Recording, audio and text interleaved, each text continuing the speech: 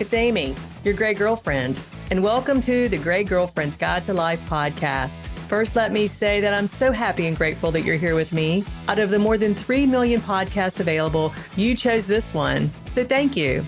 This podcast was created for high-achieving women, real women who face and conquer real challenges, real women who are ready to take their lives to the next level. Between us all, we've been through it all, and I'm here to tell you, you can thrive despite it. So whether you're commuting to or from work or doing one of the other 50,000 things you do on a weekly basis, pop in your earbuds, my friend, and let's go. Today's episode is why? Have you ever tossed around the idea of making a change but couldn't seem to pull the trigger? Maybe you'd like to make a career change or start a side hustle or learn to play guitar. Or maybe you just like to get up 30 minutes earlier each day. If you resemble this remark, let me ask, what's stopping you? What's keeping you from pulling the trigger? I mean, you've been mulling it over for a while, right? You've been talking about it to your friends. So what's up with all this noodling? If you don't readily know the answer, don't beat yourself up. Maybe you just need some clarity on why you want what you say you want. In my opinion, clarity is always good, and it's one of the few good things that you can't have too much of. Unlike ice cream or red wine or margaritas on the rocks with no salt. Can you name my top 3 favorite indulgences? Sorry, I digress. Back to you. So here's a technique you can use to figure out why you want what you say you want. It's called the 5 whys. It was actually developed by Toyota for its production team to improve problem solving. But as it turns out, it's a powerful personal reflection tool as well. The 5 whys technique is simple, and for the most part, it's easy and very effective. Here's how it works. Whatever it is you say you want to do, ask yourself why you want to do it. Then, regardless of your answer, ask why again. Then, regardless of that answer, ask why again. Then repeat this questioning until you've answered the 5th why. For example, let's say that you want to get up 30 minutes earlier each day. Ask yourself, why do I want to get up 30 minutes earlier each day? The answer to the first why, so I can have more productive mornings. Why do I want more productive mornings? Because I never have time for a side project. Why do I want a side project? Because I want to write a book. Why do I want to write a book? Because I've always dreamed of being an author. Why have I always dreamed of being an author? Because storytelling makes me feel fulfilled and I want to share my ideas with the world. Boom. You've just revealed your true motivation. Let's repeat this using the same want. Ask yourself, why do I want to get up 30 minutes earlier each day? The answer, so I can have more time for myself. Why do I want more time for myself? Because I've been neglecting my own needs and putting everyone else's needs before my own. Why have I been putting everyone else's needs before my own? Because I believed I was supposed to do that. Why do I believe I'm supposed to do that? Because that's what I saw modeled growing up, but I don't believe that anymore. Why don't I believe that anymore? Because I now understand that if I don't take care of myself first, at some point, I'll have nothing to give to others. Boom again, girl. You just revealed your true motivation for wanting to get up 30 minutes earlier each day. Now let's look at the example of changing careers. Maybe you've become increasingly unhappy with your current position or even your current field, and you're noodling over the idea of making a career change. So ask yourself, why do I want a career change? Let's say by the time you get to the 5th why, you've discovered that you really do love your work, but you're feeling overworked and you need to cut back on your hours a bit. With this knowledge, with this clarity, you can initiate a discussion with your boss about how to make this happen. Or maybe with the completion of the 5th why, you discovered that you love the company, but you would like a new role within your department.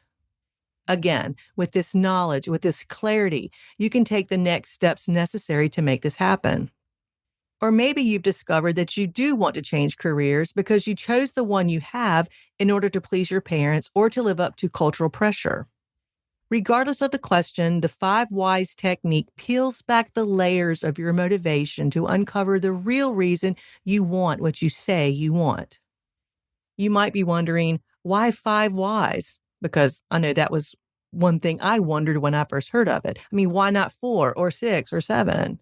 Well, while there's no magic to the number 5, 5 tends to work well for the following reasons. The first reason is that it goes deep enough. Most surface level reasoning gets exhausted by the third or the fourth why. But by the fifth, you are usually hitting bedrock, or better said, you've discovered the gold. The second reason is it's not too overwhelming to go through this 5 times. Going beyond 5 can often lead to circular thinking or analysis paralysis, so 5 tends to strike this good balance. Third, it breaks through mental barriers. Often our initial responses are what we think we should say. So it takes a few rounds of questioning to get to the honest and sometimes uncomfortable truths. Think of it like peeling an onion. Each layer gets you closer to the core, but it may make you tear up a little bit, but that's okay. That just means that you're getting to something real and meaningful, and you are worthy of all things real and meaningful. There are some real benefits to digging deeper. First, you can avoid superficial goals. You won't waste your time or your energy on trying to impress other people or trying to meet social expectations, such as, I should be more productive, or I should be more efficient, or I should be 10 pounds lighter. You can dump the shoulds. And in my opinion, that's a reason to try the technique right there. Second, it strengthens your commitment. When you connect a change to a deeply personal value like freedom or family or self expression, you're more likely to stick to it even when things get tough. And third, it can reveal some hidden fears or misalignments in your thinking.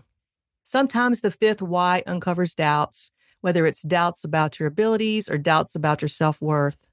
For example, if your goal is, I want a Louis Vuitton purse, but your fifth why is, because I need it to feel good about myself, that, my friend, is a sign to reevaluate.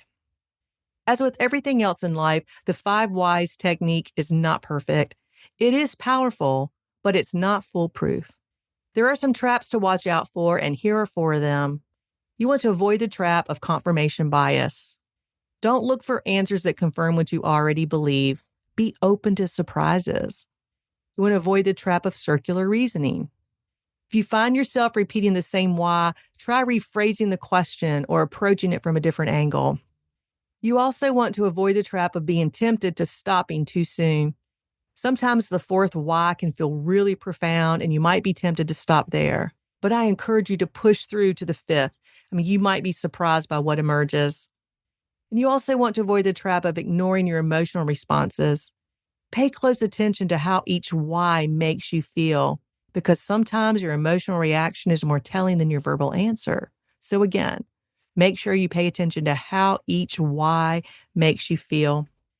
While I've used examples of personal growth and development and career changes, this technique can also be used to gain insight into other aspects of your life.